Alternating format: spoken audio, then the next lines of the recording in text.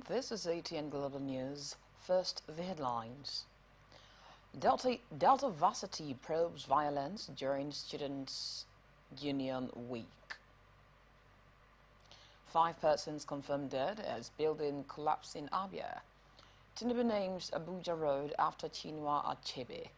Naira drops value against dollar in official exchange rate. Israel rescues 4 hostages from Gaza. And Harvard University terminates Didi's honorary degree. Others over assault. South Africa game a second chance for Nigeria, Efoge.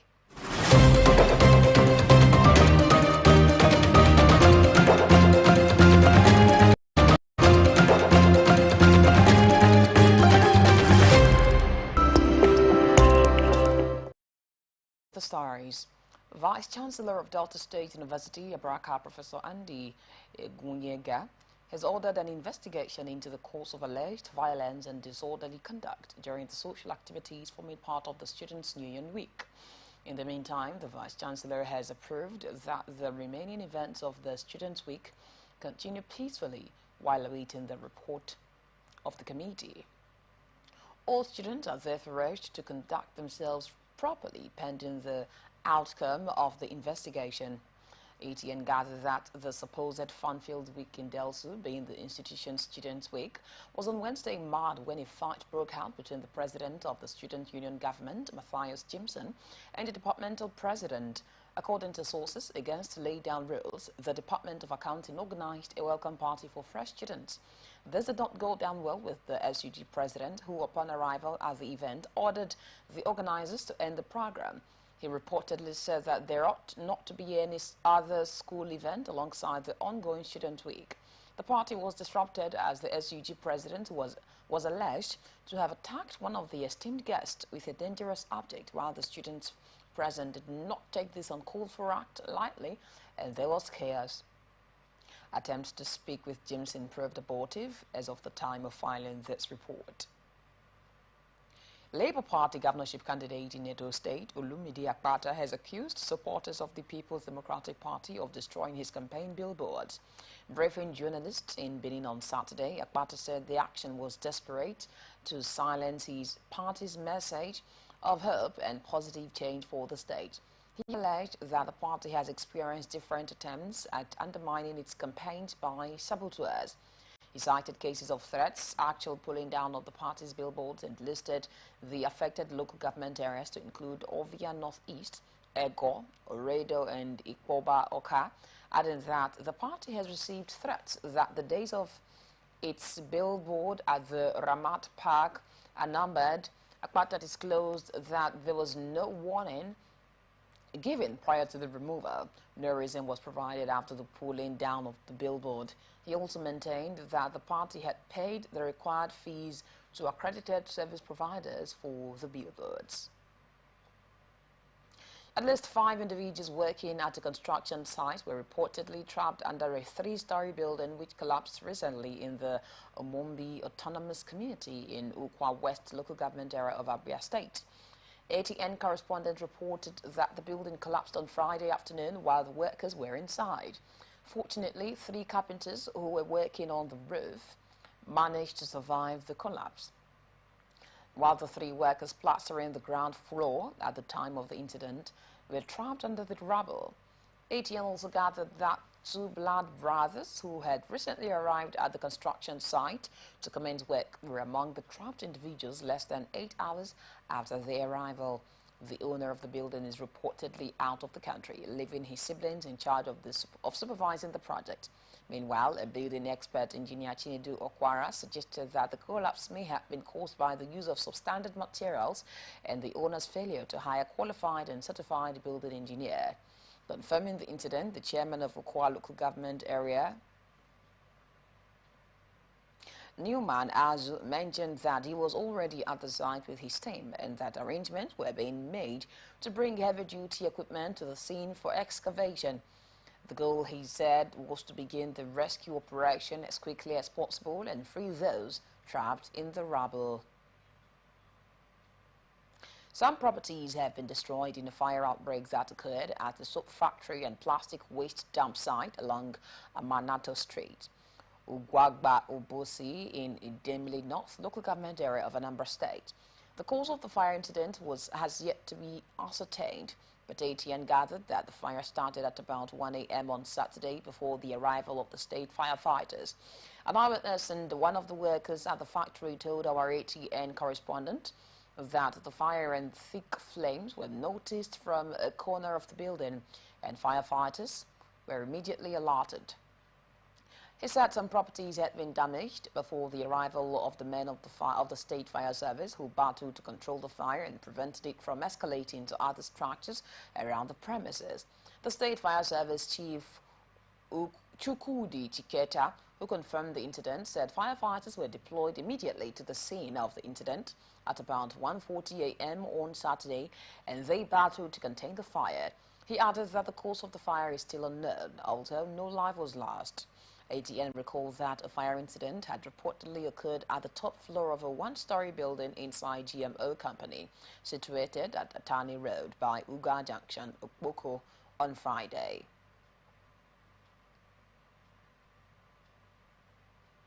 Gunmen alleged to be kidnappers have shot and killed a top politician, Ejike Ukwueze, in Enugu State. ATN gathered that Ukwueze was reportedly killed on Friday night while driving in a local area, Neke Odenigbo, in Enugu East local government area of the state. In a viral video, Ukwueze and his car were shot multiple times with bullet holes visible in the vehicle. ATN gathered that the victim is the immediate younger brother of the late Chijioke Ukwueze, the member who represented Isiuzo constituency in the Enugu State House of Assembly, who won in 2020, slumped and died during a plenary session of the House.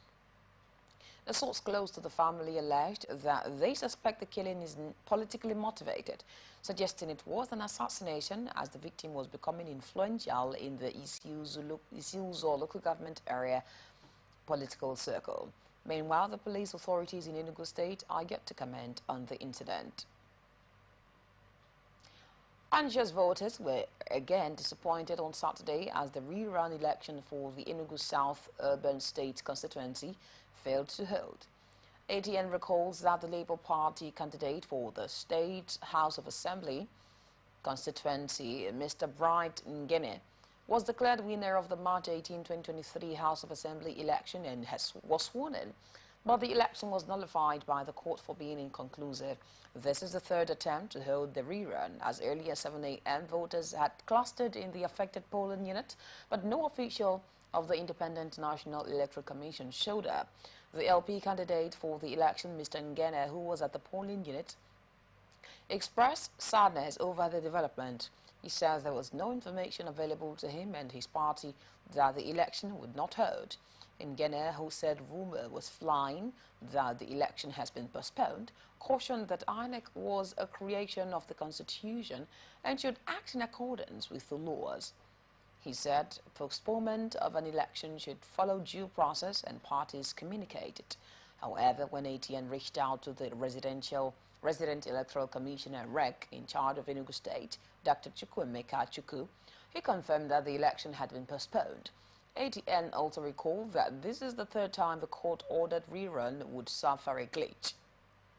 The REC in charge of Anambra State was drafted to conduct the election the last time following the suspension of the Enugu REC.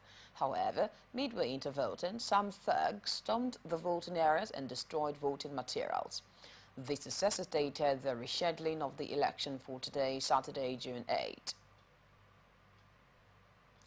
Economic and Financial Crimes Commission has reportedly arrested a groom-to-be in Ondo State. ATN learned that the anti-graft operatives raided several clubs and lounges in Akure, the capital of Ondo State, to apprehend individuals suspected of engaging in internet fraud. It was gathered that among those arrested was a groom-to-be who was celebrating his bachelor's eve with friends at a popular club in Akure. The sting operation, which took place in the early hours of Saturday, resulted in the arrest of over 50 individuals by EFCC operatives. It has been reported that the EFCC personnel arrived in multiple vehicles and fired gunshots into the air during the raid. In addition to apprehending the suspects, the EFCC also seized vehicles, laptops, smartphones, and other items during the operation. It's also reportedly disclosed details of the operation to ATN said they were all having fun when they suddenly saw the EFCC people entering the nightclubs. He added that they tear-gassed everyone, beat them up, and arrested them. In a swift operation, officers from the Lagos Rapid Response Squad apprehended an 18-year-old suspect on Saturday for allegedly stealing lead road stud light from the newly renovated Third Mainland Bridge. The suspect, Mubarak Abdullahi, a resident of Makoko, was found with 10 lead road stud lights, which are installed to enhance road visibility. Abdullahi was reportedly caught in the act by RRS operatives patrolling the bridge. The arrest was part of heightened security measures implemented by CSP Olayinka Igbeyemi, commander of the Rapid Response Squad. In recent weeks, bike riders have been deployed on 24-hour patrols to monitor traffic and protect infrastructure on the bridge. CSP Igbeyemi has emphasized the importance of safeguarding public property and ensuring the safety of road users through vigilant policing efforts. Economic and Financial Crimes Commission Ibadan Zonal Command has announced that it has secured convictions and sentences of 36 internet fraudsters in Oyo State to various jail terms. The Commission made this assertion via a statement made available to newsmen on Saturday. The statement was signed by Dele Oyewale, head of media and publicity of the FCC. The anti-graft agency in the statement said the convicts were arraigned before Justices Uche Agomo and EU Akpan of the Federal High Court, Ibadan, Oyo State, Ladiran Akuntola, KB Oluwoyin, Bayo Taiwo and U.S. Adeyemi of the Oyo State High Court in Ibadan. The Commission added that the convicts were jailed after pleading guilty to one count separate charges bordering on obtaining by false pretense, possession of fraudulent documents, impersonation, and aiding in committing an offense. Nasarawa State Government, in collaboration with the Federal Medical Center, KEFI, has commenced a medical outreach program to tackle common diseases affecting the residents across the 13 local government areas of the state. The acting governor of the state, Dr. Emmanuel Akabe, disclosed this on Saturday in Doma local government area at the flag off of the viral hepatitis-free village campaign tagged putting Nasarawa State on the track of viral hepatitis elimination by 2030. He further explained that the partnership with the hospital was also to commence a medical outreach to provide comprehensive healthcare services in rural communities across the state.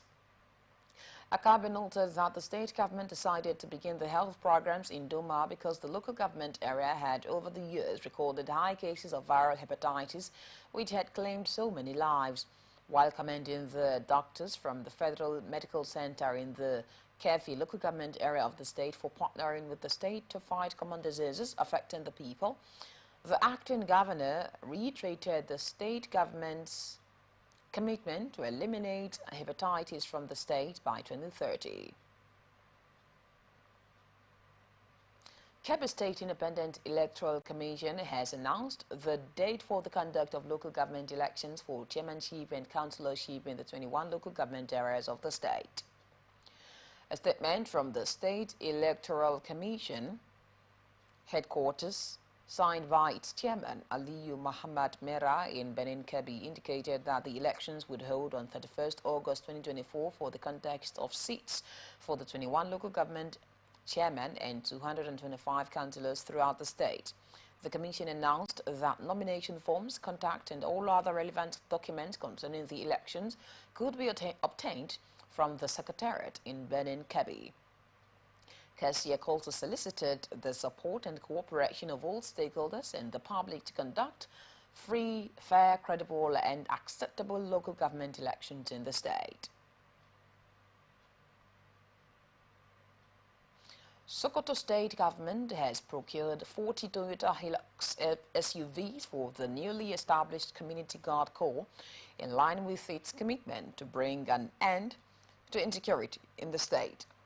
The special advisor to the governor on security matters, Colonel Ahmed Usman, retired, stated this while briefing newsmen in Sokoto on Saturday as part of activities marking the first anniversary of Governor Ahmed Aliyu. He further disclosed that the state government is set to distribute 1,000 motorcycles to the Community Guard Corps. He said the establishment of the Sokoto State Community Guard Corps started with the 13 frontline local government areas, which include Binji, Gada, Goronyo, Gudu, Guadaba, Ilela, Isa, Kebe, Rabah, Sabon, Benin, Tangaza, Tureta, and Warno local governments. He, however, maintained that the current administration has only delivered a quarter of its program on security matters while assuring all that the governor is focused on development of the state. ATN recalled that in March 2024, 6 months after unveiling the sets of vehicles bought by his administration to cushion the effect of subsidy removal on the citizens of the state, Aliyu handed over the vehicles to the respective drivers for proper use. Katsina State Police Command said it has thwarted a kidnapping attempt, rescued all kidnapped victims, mostly women, and neutralized 3 suspected notorious bandits. The spokesman for the command, ASP Abubakar Sadiq, in a statement on Saturday, noted that information was received on Friday at about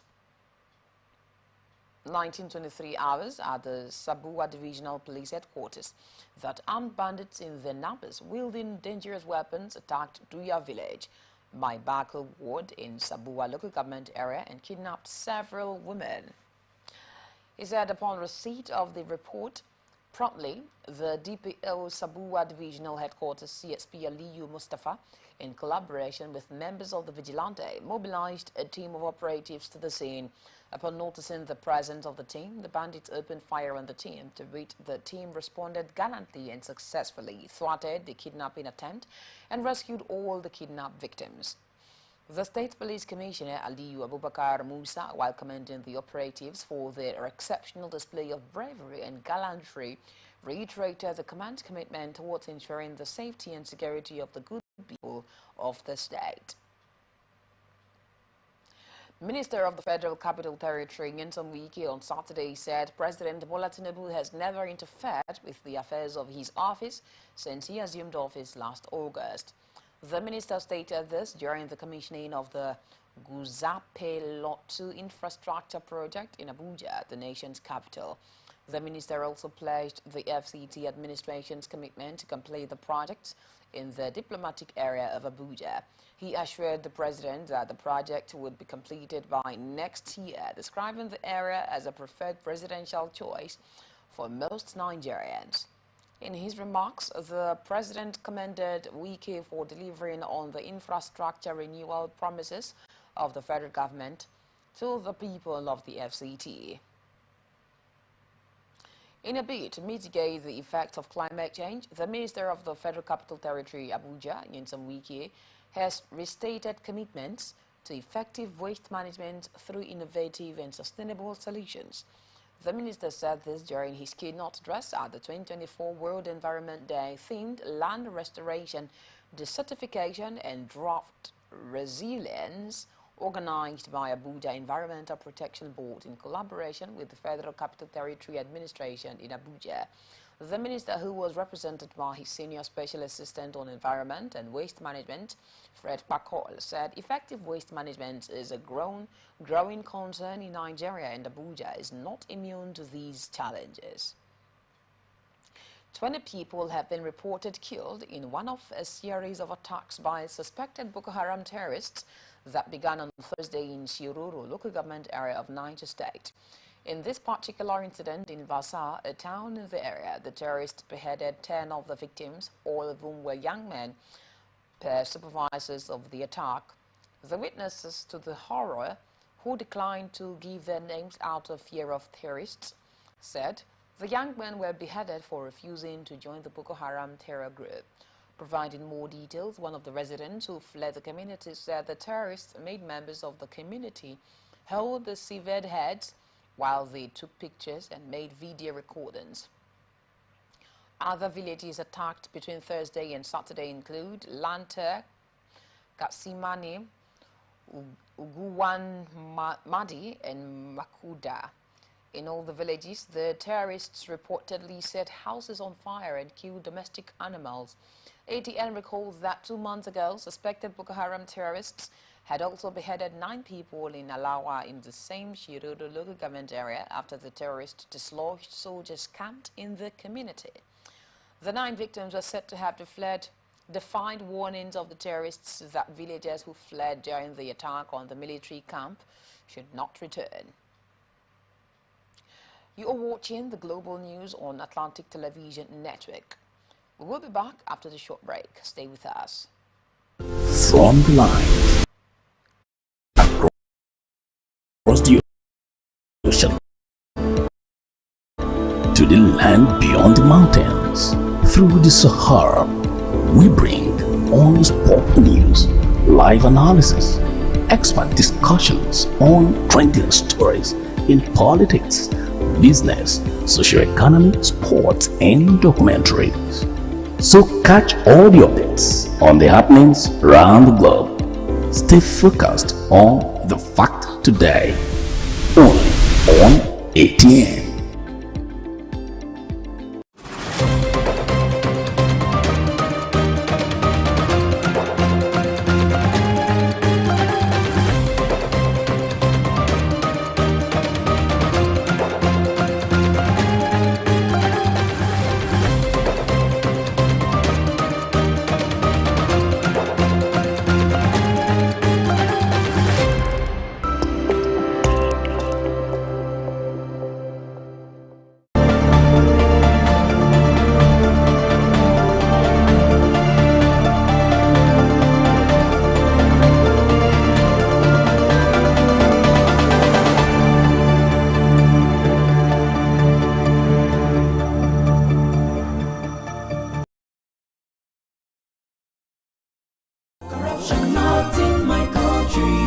I don't get a lot. Boy, they won't booga me small. They say, man, give them bribe. I say, nothing. Okay, now, we'll go block later.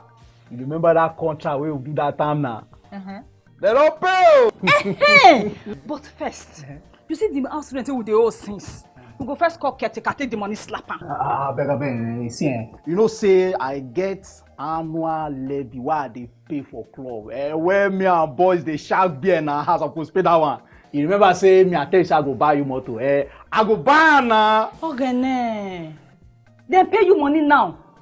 We don't they beg caretaker? We would they beg landlord, old man, and they agree give us time. Money can't come now. You won't divert time. You said na corruption. Corruption, not in my house and not in my country. Sure? Sure.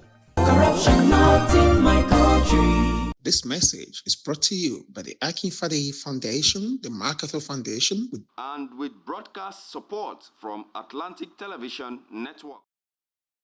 Back, many thanks for staying with us. This is the global news on Atlantic Television Network. Now to the rest of our stories. Bill seeking to return to a regional system of government for Nigeria will be transmitted to President Bola Tinubu next week. ATN has exclusively gathered.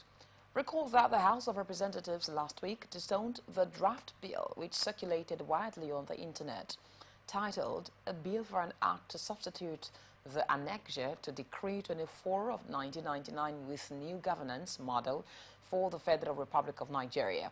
The bill seeks, among others, new extant laws to be cited as the Constitution of the Federal Republic of Nigeria, New Governance Model for Nigeria Act 2024.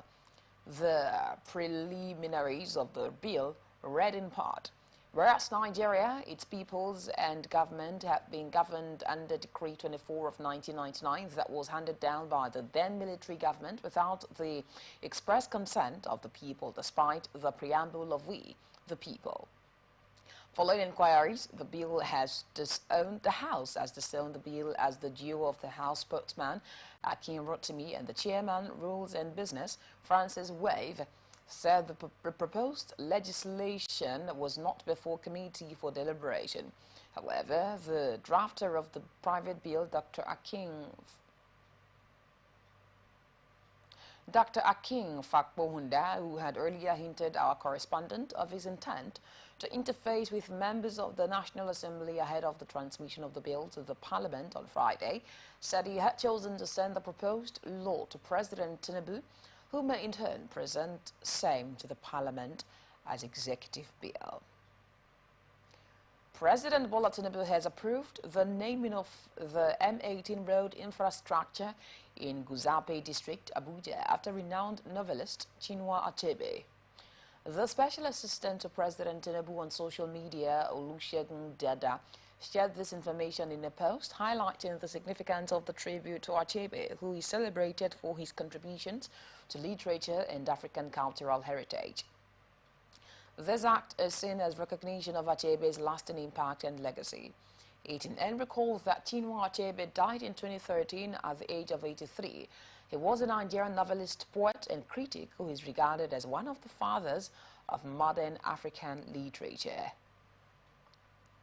Nigeria Center for Disease Control and Prevention says the number of confirmed Lassa fever cases have increased significantly, resulting in a cumulative 162 deaths in 2024. The agency also urged the public to adhere to recommended safety protocols and to report any symptoms to local health authorities promptly. The NCDC said on Saturday via its official website that the country registered 10 cases of Lassa fever cases across 4 states in 1 week, spanning 20 to 26 May. Atlantic Television Network reports that Lassa fever is an acute viral hemorrhagic excessive bleeding illness. It is transmitted to humans through contact with food or household items contaminated by infected rodents or contaminated persons. Its symptoms include fever, headache, sore throat, general body weakness, cough, nausea, vomiting, diarrhea, muscle pains, and chest pain. In severe cases, it manifests in unexplainable bleeding from ears, eyes, nose, mouth, and other body openings. The center said the number of confirmed Lassa fever cases rose from 4 in week 20 to 10 in the current report in week 21. It said that in addition to the rise in confirmed cases, there was an increase in the number of suspected cases compared to the same period in 2023. The NCDC said it was also intensifying its efforts to trace contact and implement control measures to curb the spread of the disease. The agency said it would continue to monitor the situation closely and was working with state health authorities to ensure a coordinated response. National Identity Management Commission said it will subject all licensed verification agents, front-end partners, and diaspora partners to rigorous security vetting to protect citizens' data and prevent identity fraud.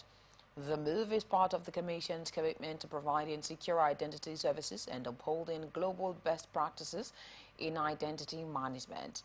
NIMC Director General Engineer Abisoye Koka Udusote said in a statement on Saturday, the vetting process is designed to ensure that all agents and partners comply with regulatory requirements, mitigate insider threats, and prevent unauthorized access to the National Identity Database.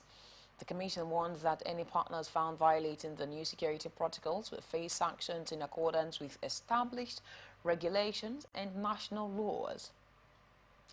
The agency also revealed that law enforcement authorities have been authorized to crack down on individuals involved in online phishing schemes targeting citizens' data. The Identity Management Commission mentioned that it has received several reports of fraudulent online platforms asking Nigerians to submit their personal information for national identification number modification or enrollment services. Nigeria's Customs Service and their counterpart in the Republic of Benin have kicked off arrangements to establish a joint one-stop border post at the Segbana border in Kebbi State.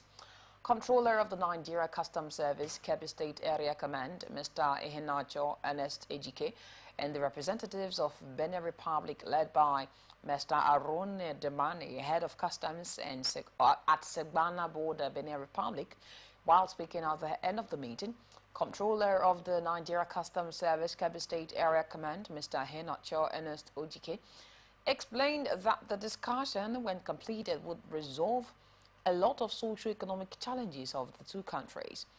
Ojike said the meeting was previously held by government officials of the both countries to create a modality to enhance the socio-economy of the both countries, adding that this border, when completed, will enhance and facilitate trading among the both countries. Nigerian authorities have rescued at least 10 Nigerian teenage girls ages between 15 and 16 from human trafficking and prostitution. The girls were reportedly lured to Ghana with promises of a better life, but were instead forced into prostitution. ATN learned that 3 of the victims are from the same parents.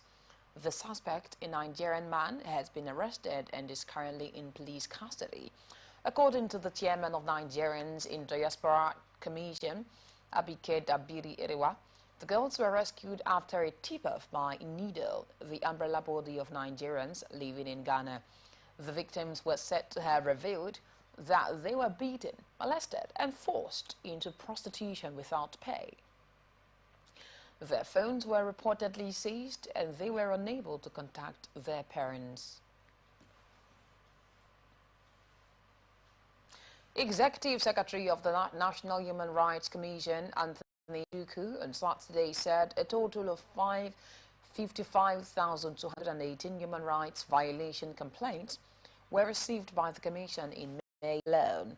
According to him, 3,149 of the complaints had to do with violations of child rights, child abduction, harmful traditional practice, child marriage, violent assault, torture, child abandonment, rape, and defilement of minors, among others.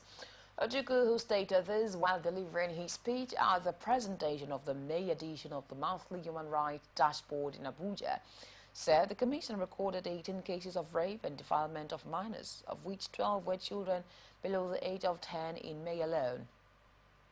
He lamented the huge upsurge in human rights violations and complaints.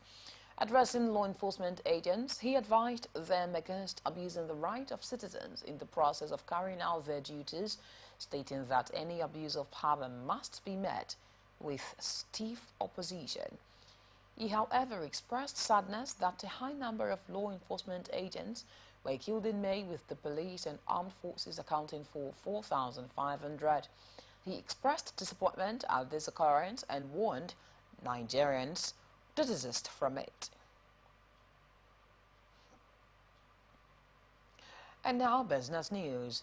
The Nigerian Upstream Regulatory Commission has sent methane emission reduction, which is a testament to the country's commitment to net zero emission in the Paris Agreement. The NUPRC has also achieved 50% monetization of gas flare through the Nigerian Gas Flare Commercialization Program. The Commission's Chief Executive, Benga Komolafe, said this at the dialogue session between the NUPRC and a coalition of civil societies led by Social Action of Nigeria. Komolafe said that the current global discussion on energy transition and Nigeria's commitment to the Conference of the Parties agreement on achieving net zero emission by the year 2060 has placed on the country a challenge of getting appropriate funding for the development of hydrocarbon resources.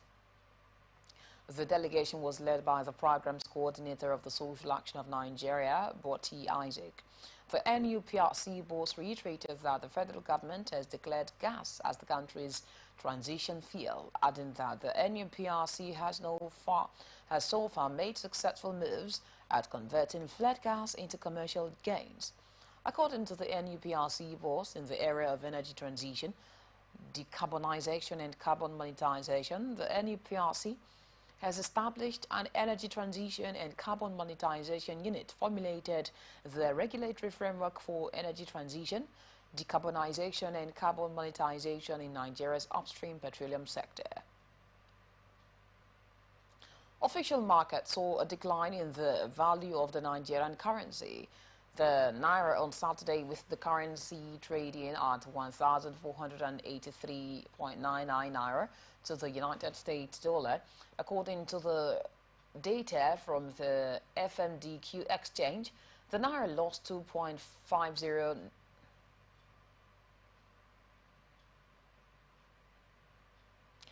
The naira lost 2.50, representing a 1.16% decrease compared to the previous day trading. However, the volume of currency traded increased, reaching $262.29 million on Saturday, up from $213.31 million on Friday. At the investors and exporters window, the naira traded within the range of 1,507 and 1,399 naira against the dollar. ATN reports that the Central Bank of Nigeria is using various tools to influence the value of the naira. This involves controlling the money supply in the economy. The CBN can raise interest rates to reduce the money supply and fight inflation, which can put downward pressure on the naira's exchange rate. Conversely, they can lower rates to increase the money supply and stimulate economic activity, but this can risk inflation. One of these tools also includes foreign exchange intervention. The Apex Bank can directly buy or sell naira in the foreign exchange market to influence its exchange rate. Buying naira would strengthen it, while selling it would weaken it. This approach can be expensive and is typically used in short bursts. The CBN may have a target exchange rate or band for the naira. This helps provide stability and predictability for businesses and investors. Chief Executive, Financial Derivatives Company Limited, Mr. Bismarck Rewayne, has warned that the federal government's policy inconsistency was taking its toll on the economy as well as investor confidence. The Economist also warned that the renewed currency pressure may result in further economic predicament for the country in the second half of the year. Rewayne gave his perspectives on the economy at the Lagos Business School breakfast session, with the theme Nigerian Economy on the Brink, Adapt or Collapse, a copy of which was obtained by ATN. Rewayne also lamented that the country's telecommunications sector, which remained a catalyst for future growth, was fast losing its spark due to economic challenges, inflation, exchange rate pressures, regulatory burden, right-of-way conundrums, and multiple taxations crunching the once vibrant sector. He added that the way out is to boost aggregate telecom investment that had shrunk 47% since 2021, crippling market efficiency and growth. Rewayne, however, said the federal government's recent move to raise the minimum wage and remove import levies on some essential items signaled a continuation of policy reforms, adding that this could support the sourcing of external finance from the World Bank, the African Development Bank, and commercial creditors. The domestic cargo agents in Nigeria have said the sector in the aviation industry lost approximately 7 billion naira to the less than the two-day nationwide industrial action by both the Nigerian Labour Congress and Trade Union Congress. Speaking with the Atlantic Television Network, the chairman of the Board of Trustees of the Domestic Airport Cargo Agents Association, Ikpe Nkanang, made this known on Saturday. Nkanang noted that with approximately 30 tons of cargo lifted across the country's domestic airports daily, the volume of cargo left unprocessed during the two-day strike was significant, resulting in a loss of about 7 billion naira. ATN recalls that the NLC and TUC withdrew their services across the country for less than 48 hours in protest of an increased minimum wage.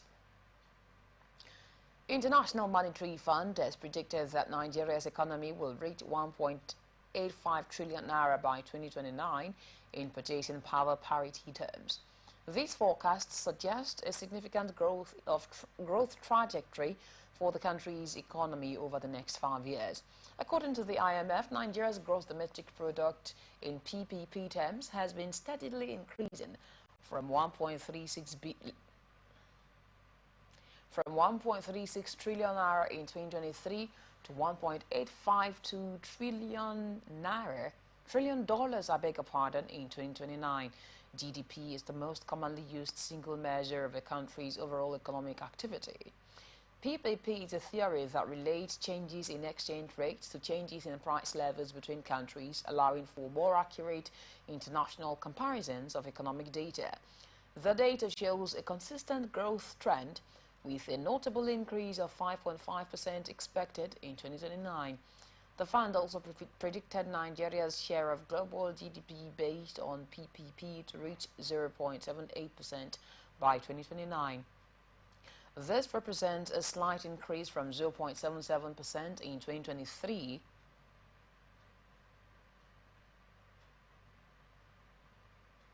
indicating a steady growth trajectory for the country's economy.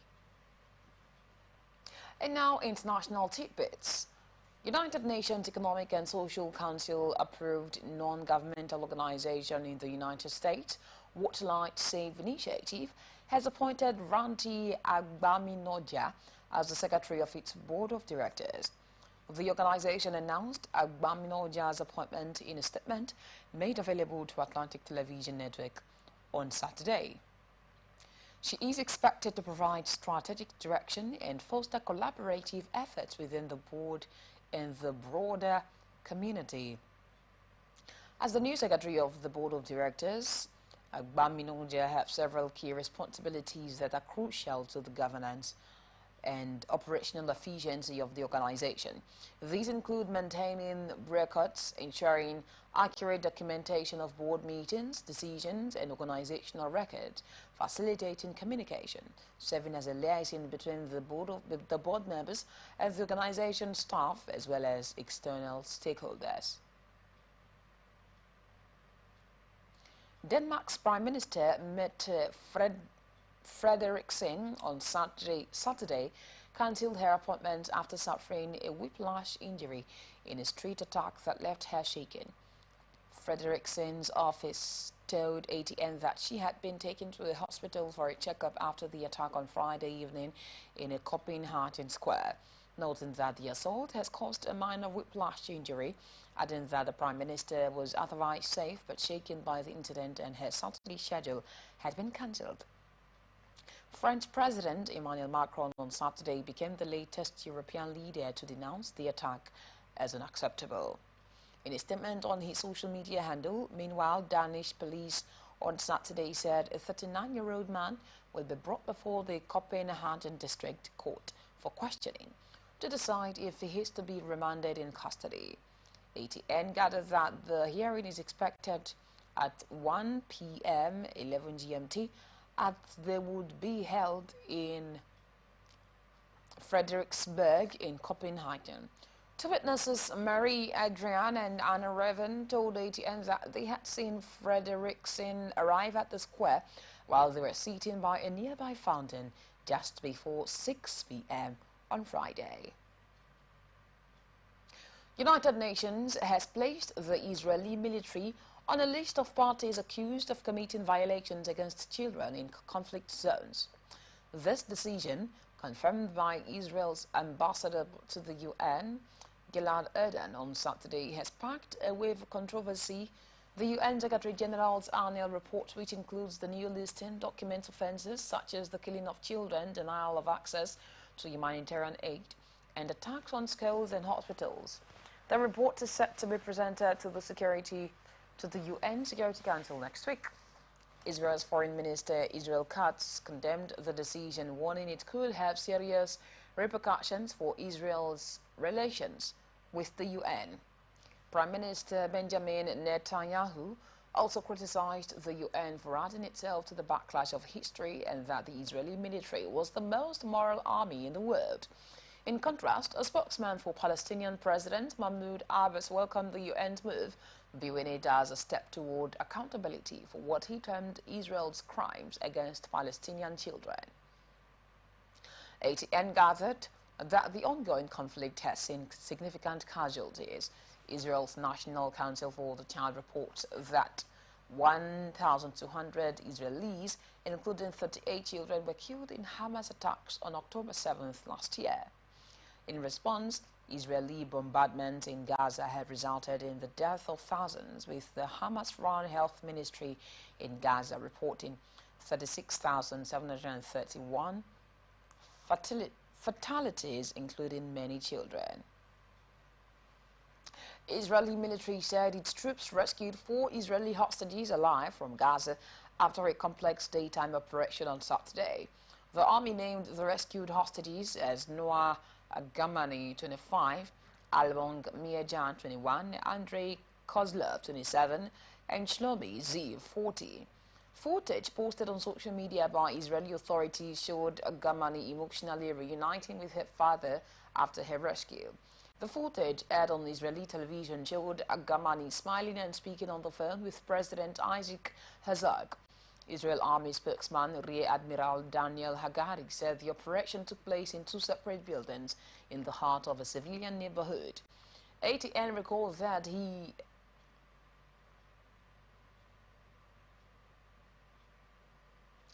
the rare rescue comes 8 months into war with Palestinian Hamas militants in Gaza. During their October 7 attack on the music festival and other areas of southern Israel, militants took 251 hostages, 116 of whom now remained in the Palestinian territory, including 41 of the army says are dead.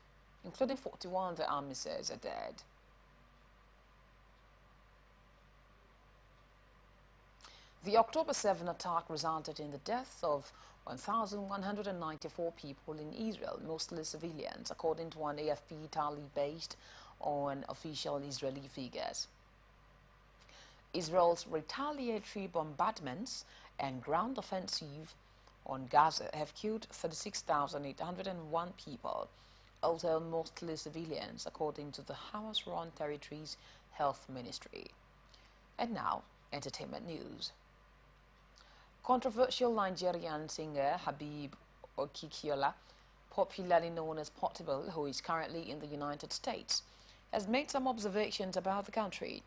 Portable claimed that Americans use guns like mobile phones. The Zazu crooner made the claim in a video message shared via his Instagram page on Saturday. Meanwhile, Portable recently revealed that some people have been pushing him to fight his colleague, Davido, but he refused. He explained that he refused because he couldn't be pitted against someone who had helped him in the past. He disclosed this after Davido, who is also currently in the US, offered to take him out.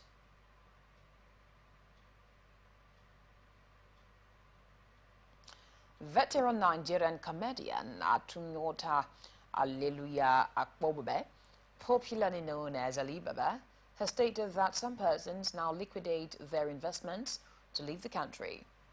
He also stated that many people in the entertainment industry have left the country in the last few years.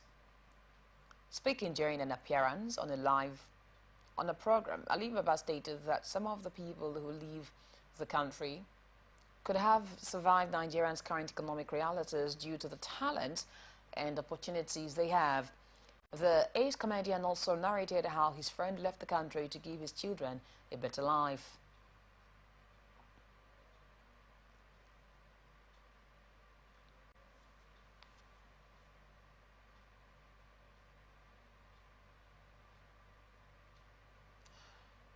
Howard University in Washington, D.C.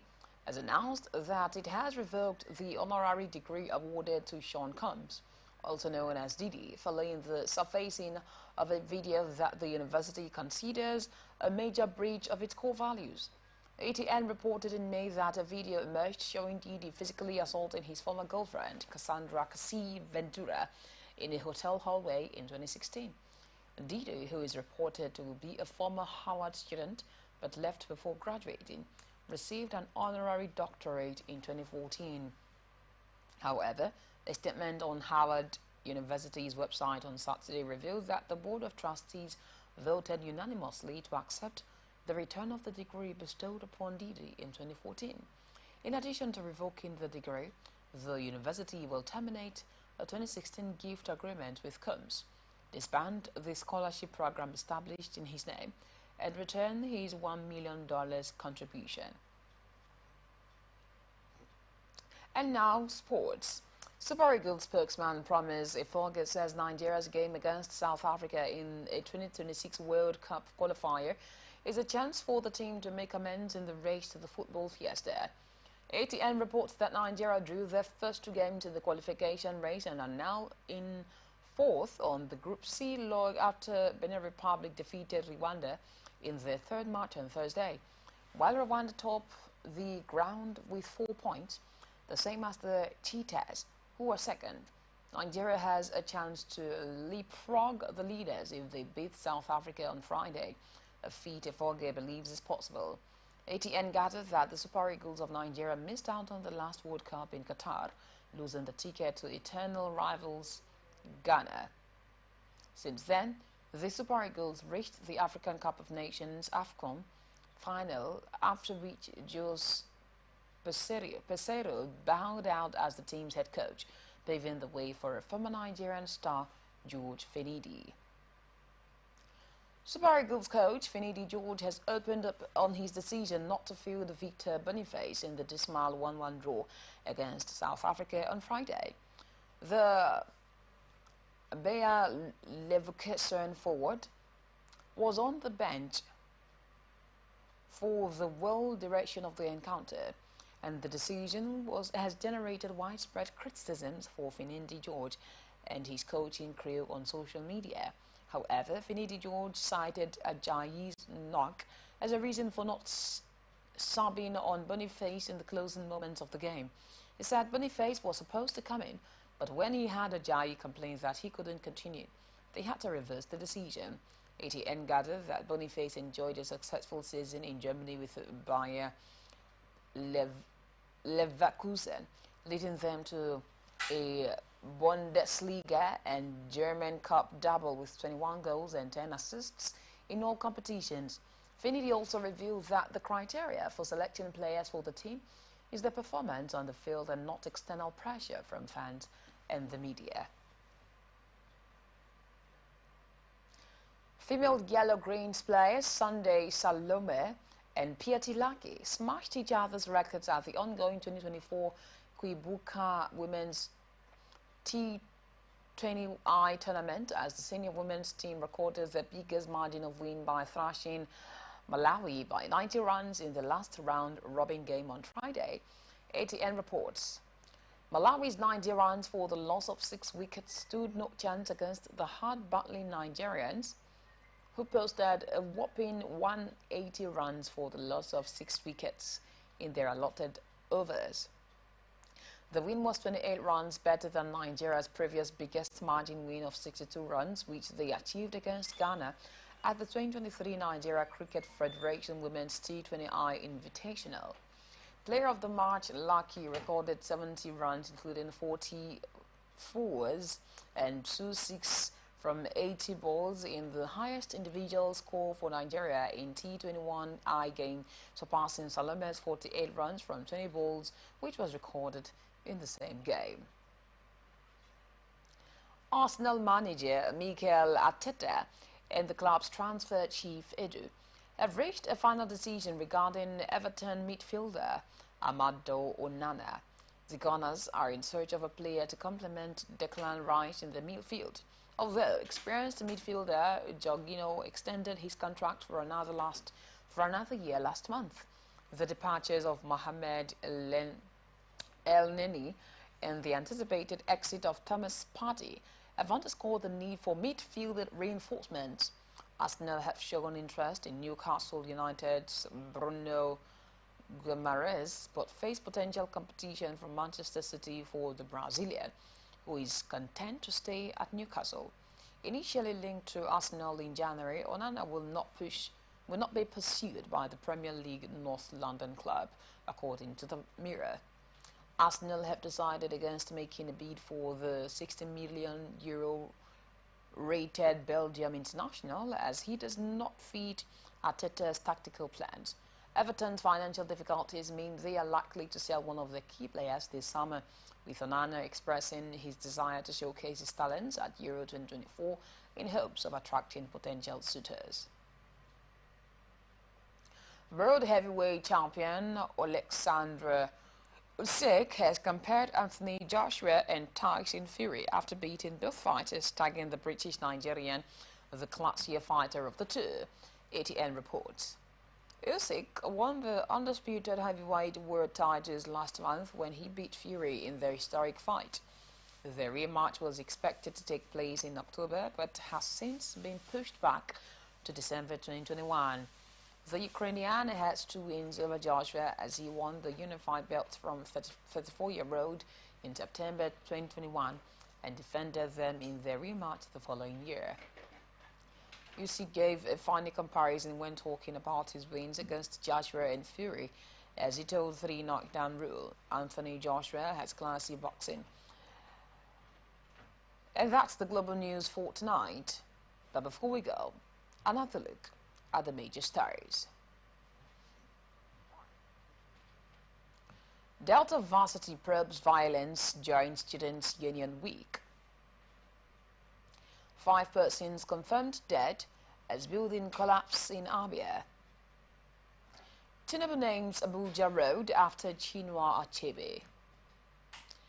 Naira drops value against dollar in official exchange rate. Israel rescues 4 hostages from Gaza. Harvard University terminates DD's honorary degree. Others over assault. South Africa game a second chance for Nigeria for gay. And that's it for tonight. Many thanks for watching. You can follow us on social media, Twitter at Atlantic TV Net, Facebook and YouTube at Atlantic Television Network, Instagram at Atlantic TV Network. Peace and unity are the pathways to progress. I am Gloria Karibi Tambre. Have a good night. From the line across the ocean to the land beyond the mountains, through the Sahara, we bring honest pop news, live analysis, expert discussions on trending stories in politics, business, socio-economy, sports, and documentaries. So catch all the updates on the happenings around the